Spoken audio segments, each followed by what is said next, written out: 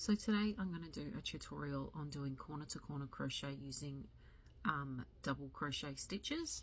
So I did a tutorial a couple of days ago where I did a little bobble stitch and tapestry style.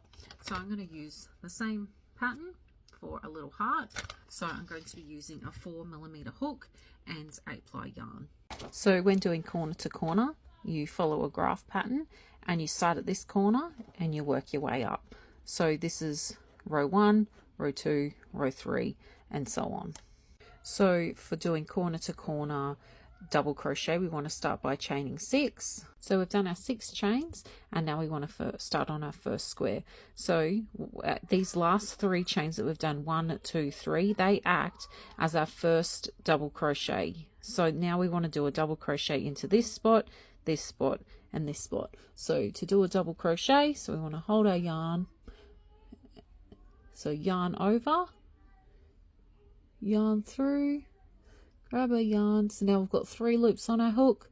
We want to grab our yarn, go through 2, grab our yarn, go through 2. So that's our first double crochet. So once again, yarn over, and then we're going into the next spot. Yarn over, yarn through. So yarn over into our space, 3 on our hook, go through 2, go through 2. So now that is our first square, which represents, looking at our pattern, this square here. So now we want to turn our work and we want to start on our row 2. So we hold it like this. So we've turned our work and now we do a chain of 6. So once again, those last 3 chains act as our first double crochet in the cluster. So then we want to do into this spot, and this spot. Slip stitch into this space. So you put your hook into the space, grab the yarn, pull it through, and then pull it through. So now we've slip stitched into that space. So now we want to do a chain of 3. 1, 2, 3. Chain of 3 represents a double crochet. So then we want to do 3 more double crochets into this space.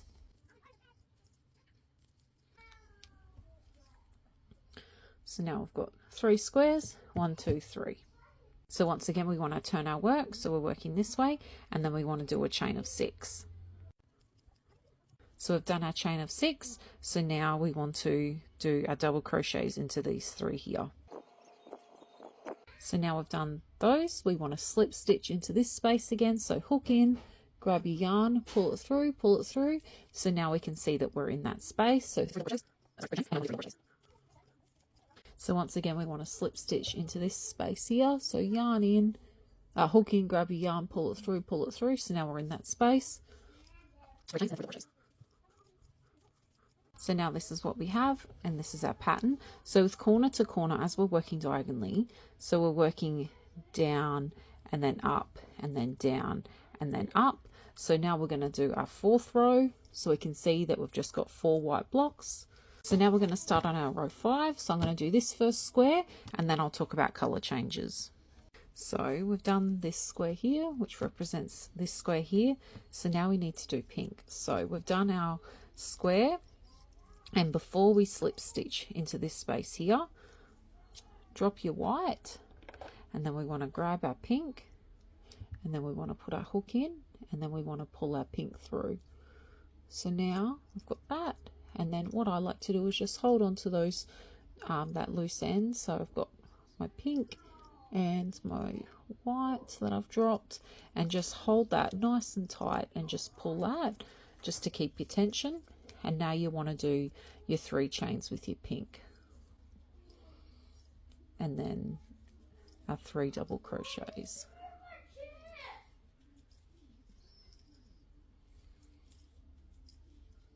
So now we've got pink. So then look at our pattern, and we've got 2 more pink to go. So this square that we've just done represents this square here. So now we want to do our 2 more. So now we've done our 3 pink. So 1, 2, 3. So now we change back to white.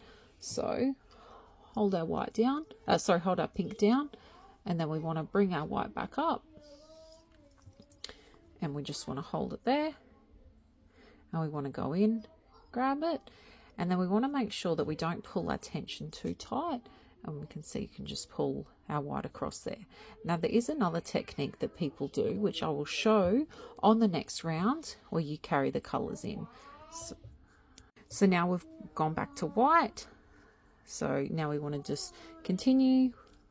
So now we've finished our row 5, so white, pink, pink, pink, white. So now we're going to start row 6. We've got 2 whites, 3 pink and white. Now we are doing row 6 here, so we're working our way up. So we've done our 2 whites, so we've got white, white, white, white, and now we want to switch back to this pink.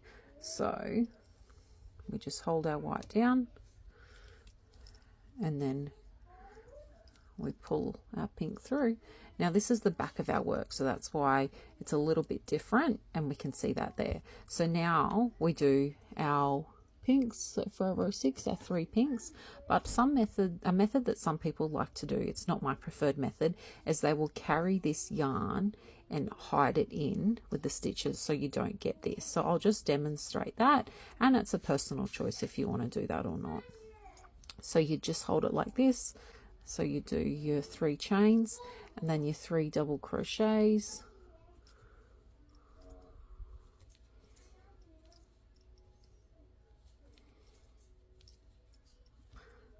So then you'd bring this yarn up as well. So you slip stitch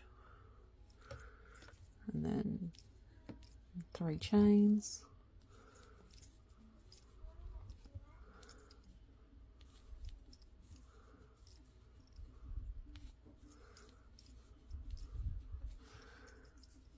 And you see what I mean about carrying that white there. So then once again, you carry that.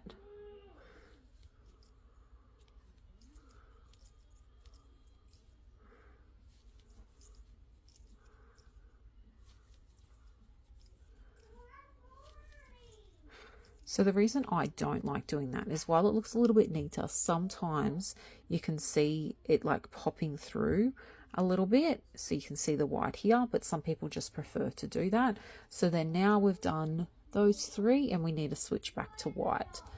So this is for our row 6 coming up. So now we need to switch back to white, and our white's right there, so we don't have this that we'll need to fix up later. So we've just finished our row 6. So this is our row 6 here. Now, as you can see, it doesn't keep going up any further. So now we need to decrease on this side. So instead of doing our chain 6 here, what we do is we slip stitch into these spaces, so we can then work from this point here. So we slip stitch into this spot here, and then we slip stitch into this spot here, and now we work from this one. So our chain 3 and then our 3 double crochets. So now this square here represents this square here, so now we want to switch back to pink. So we drop our white and then we pick our pink up, so we slip stitch into this spot here, pull our pink through, and then we do our 3 chains. And then our 3 double crochets.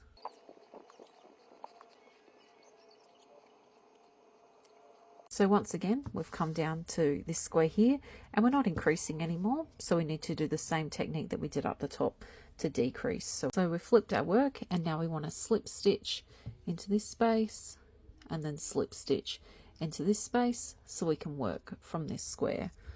So now we're going to do 2 white, 1 pink and 2 more white.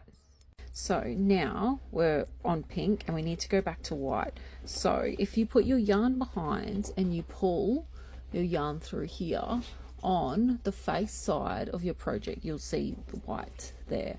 So what I like to do is I like to hold my yarn on this side, so hook into that space, and then I like to pull through here. Just pull that to keep our tension, and then you don't see the white there.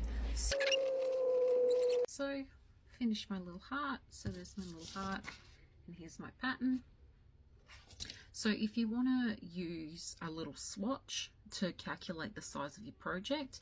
You can do, you know, whatever size you want. So for this one, it's 6 by 7. So I've measured it and it's about 8 centimeters high. So then I would go 8 divided by 6 because I've got 6 squares, and that gives me 1.3. And then across I've got 7 squares and it's about 9 centimeters across.